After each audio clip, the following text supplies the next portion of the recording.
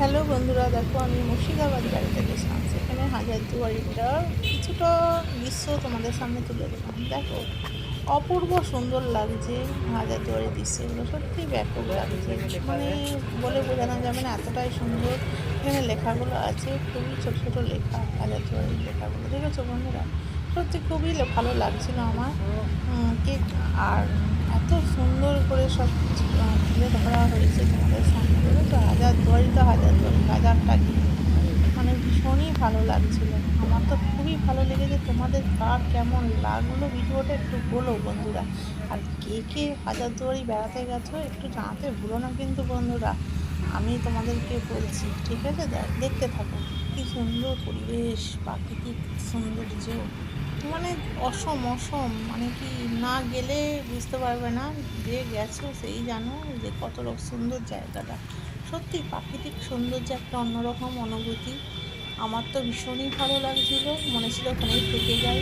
এত সুন্দর, এত সুন্দর যে বলে বোঝানো যাবে না বন্ধুরা। আমার ভীষণ ভালো লেগেছে, ভীষণ ভালো লেগেছে। যারা যাওনি তারা একবার চলে যেও কিন্তু বন্ধুরা, সত্যিই অপূর্ব সৌন্দর্য। দেখেছো বন্ধুরা, আগেকার দিনে এক একটা ব্রিটিশ আমলের এইসব জিনিস একটা ঐতিহ্যই আলাদা।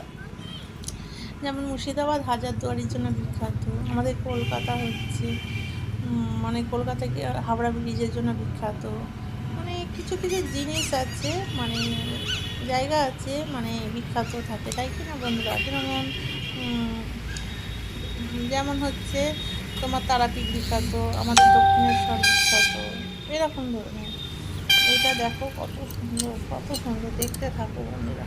একটা অন্যরকম ঐতিহ্য, সত্যি ভীষণ ভালো লেগেছে। আমার তো ভীষণ ভালো লেগেছে। দেখো একটা বয়স্ক মানুষ হেঁটে আসছে, সত্যি খুবই ভালো মনে ছিল আমি ওখানেই থাকি। এতটা সুন্দর লাগছিল, এতটা সৌন্দর্য, দেখেছো বন্ধুরা?